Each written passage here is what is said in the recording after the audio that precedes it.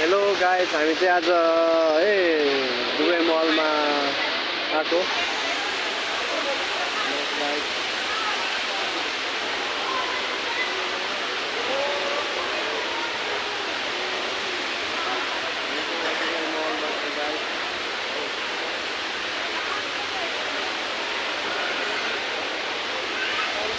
यो चाहिँ मेरो साथीहरू, उहाँहरू चाहिँ फोटो खिच्ने क्रममा हुनुहुन्छ।